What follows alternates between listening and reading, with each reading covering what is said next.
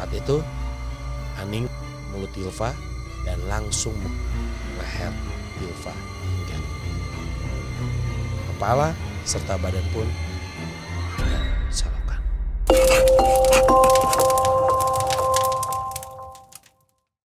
Kembali lagi di Unseen, ruang untuk merasakan karena tidak semua bisa dilihat.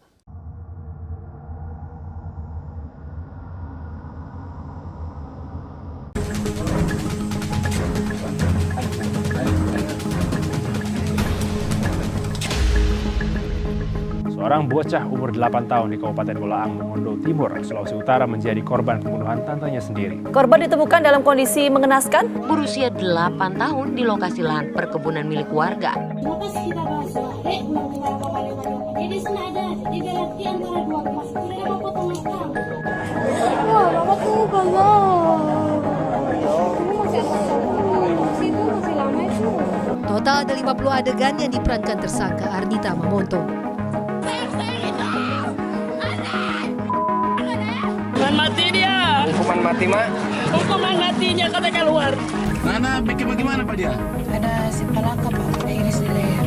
Sampai putus tuh kepala? Putus Pak. Masih hidup Pak Iris? Iya masih hidup. Sampai kapan Nana potong Pak dia? Sampai DP barang Pak. Barang apa? Barang emas. Gila. Kasus kali ini tuh benar-benar gila dan gak punya hati.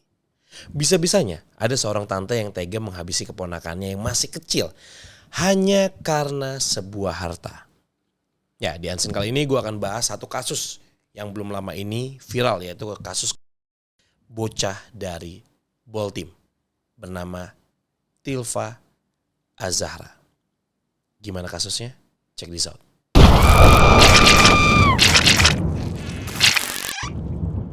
Kronologi penemuan. Tilva Azahra hanyalah seorang bocah yang masih berusia 8 tahun. Dia merupakan anak dari Kabid Bina Marga Dinas PU Kabupaten Boltim, Zulkifli Mokoago. Tilva dikenal sebagai sosok anak yang baik, ceria, dan rajin mengaji. Dia pun termasuk dalam jajaran anak berprestasi di sekolahnya. Tapi sedihnya, hidup Tilva harus berakhir dengan tragis. Ya, kejadian ini diawali pada hari Kamis 18 Januari 2024. Awalnya Tilva izin ke ibunya buat keluar rumah sekitar jam 11 siang. Tapi sampai waktu menjelang malam pun, Tilva ini belum balik-balik juga ke rumahnya. Alhasil, pihak keluarga mulai khawatir. Dan akhirnya keluarga Tilva minta bantuan warga setempat untuk melakukan pencarian. Setelah beberapa waktu, sekitar jam 7 malam, seorang warga bernama Unge menemukan Tilva di dalam selokan di area perkebunan kelapa yang cuman berjarak 300 meter dari pemukiman warga di desa Tutuyan 3 Boltim, Sulawesi Utara. Ketika ditemukan, kondisi Tilva ini benar-benar sangat memprihatinkan. Dia ditemukan dalam kondisi kepala dan badan yang serta seluruh perhiasannya menghilang. Pencarian pelaku. Nah, saat kejadian Tilva memakai 2 cincin, 1 kalung, dan 1 gelang. Nah, setelah penemuan Tilva dengan seluruh perhiasan yang menghilang, Zulkifli meminta tolong seorang tetangga bernama Apri untuk mengecek ke toko emas kalau ada perhiasan Tilva yang sudah dijual oleh pelaku. Apri pun membawa nenek Tilva untuk bantu mengidentifikasi perhiasan yang dipakai oleh Tilva. Dan dari hasil pengamatan si nenek, memang betul ada perhiasan Tilva yang sudah dijual oleh pelaku ke toko emas tersebut. Sementara itu keluarga Tilva Azahra melaporkan kejadian ini kepada pihak kepolisian. Pihak kepolisian pun yang sudah mendapatkan informasi dari keluarga Tilva langsung menuju ke toko emas yang berada di jalan Trans Tutuyan tersebut. Untuk mendapatkan si pelaku, polisi melihat rekaman CCTV di toko emas tersebut dan gak butuh waktu lama. Polisi ini langsung mendatangi rumah pelaku dan kebetulan dekat dengan rumah neneknya Tilva.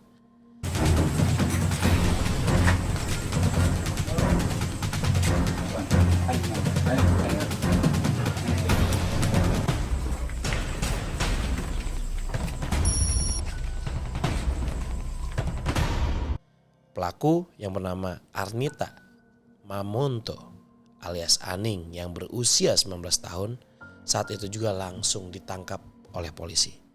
Dan ternyata suami Aning masih ada hubungan saudara sama keluarga Tilva.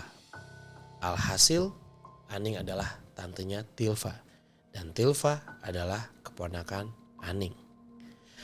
Aning pun diamankan pihak Polres Boltim untuk diinterogasi lebih lanjut. Saat sesi interogasi, Aning sempat mengelak dan gak mau mengakui perbuatan kejinya tersebut. Bahkan Bupati Boltim, Sahrul Mamonto, yang sempat bertemu pelaku sudah curiga dari awal kalau Aning lah pelakunya. Dia mencium ada bau amis keluar dari tubuh Aning dan dia melihat gestur tubuh, mimik wajah serta cara bicara Aning yang berbelit-belit. Kita kan mau balik dia, kita dia turun tuh. Cuma pas kita bahas adek, pulang kita balik apa. Jadi sana ada, jadi berarti antara dua rumah itu dia dapat potong akang. Iyo, jadi antara rumah pertama isi 4 orang, jadi antara rumah 4 orang atau di rumah kedua ini. Di sini kan jalan sama. Jadi kurang lebih dia dapat potong situ. Nah dari situ jam 11 tahu itu. Dan setelah menyelidiki lebih lanjut serta adanya bukti-bukti yang kuat, Aning akhirnya mengakui seluruh perbuatannya tersebut. Kronologi kejadian. Jadi begini penjelasan kronologi kejadian dari hasil interogasi Aning. 3 hari sebelum eksekusi terjadi, Aning telah merencanakan dan mempersiapkan segala sesuatunya dengan matang. Selain memantau, Aning juga telah mengasapnya dengan sangat tipis sehingga tersebut sangat tajam. Dan tibalah pada Kamis 18 Januari 2024 jam 10.30 pagi. Tilva bersama ibunya lagi berkunjung ke rumah neneknya. Yang mana rumah neneknya ini berdekatan sama rumah Aning. Nah Aning yang melihat banyaknya perhiasan di tubuh Tilva langsung menjalankan aksinya. Dia ikut datang ke rumah neneknya Tilva dengan dalih ingin mengajak Tilva bermain di rumahnya Aning. Tanpa rasa curiga sedikit pun Tilva izin ke ibunya buat main sama Aning. Dan ibunya pun mengizinkan. Nah setelah tiba di rumah Aning, Tilva diminta tunggu dulu sebentar karena Aning mau nitipin anaknya yang masih balita ke Wira Mamonto alias tantenya Aning. Lalu pas kembali ke rumah, Aning ngajak Tilva buat ikut mengambil sayur. Tanpa sepengetahuan Tilva, Aning sudah mempersiapkan sebilah. Nah pas jam 11 siang, Aning bersama Tilva berjalan kaki ke arah lorong Baret, Desa Tutuyan 3 melewati jalan belakang yang sepi. Pas lagi di perjalanan, Tilva mengeluh capek sehingga Aning menggendong Tilva sambil membawanya ke lokasi tujuan. Saat tiba di tempat tujuan, Aning menurunkan Tilva dan menendangnya sampai terjatuh di tanah dekat selokan. Lalu Aning menendang badan Tilva dari atas sampai dirinya tidak bisa bergerak. Saat itu Aning mulut Tilva dan langsung leher Tilva hingga kepala serta badan pun ke dalam selokan. Setelah itu Aning langsung mengambil seluruh perhiasan yang ada di badan Tilva dan membuang itu gak jauh dari lokasi tersebut. Aning pun kembali ke rumahnya. Selama di rumahnya ia masih sempat buat mandi dan juga sholat serta meletakkan bajunya yang penuh dengan noda di atas mesin cuci. Lalu Aning menuju rumah tantenya untuk menjemput si anak. Kemudian sekitar jam 12.30 siang ia pergi ke toko emas untuk menjual perhiasan milik Tilva. Dari hasil penjualannya itu Aning mendapatkan uang sejumlah Rp3.670.000. Uang itu pun langsung dia belanjakan untuk membeli handphone baru dan kebutuhan anaknya. Sandiwara dan motif Aning. Sebelum perbuatan busuknya terbongkar, Aning ini sempat melakukan beberapa sandiwara untuk mengelabui polisi agar menutupi jejaknya. Aning melakukan dengan cara ikut mencari keberadaan Tilva, lalu memposting informasi hilang Tilva di akun Facebook pribadinya. Bahkan saat Tilva sudah ditemukan, Aning ikut menemani keluarga Tilva ke puskesmas sambil ikut menangis karena telah kehilangan ponakan tercintanya. Wah, mama tuh galau. Kamu masih anak cowok, itu masih lama itu. Aning pun mengaku ke polisi dan juga Bupati Boltim bahwa dirinya lah yang terakhir kali melihat keberadaan Tilva.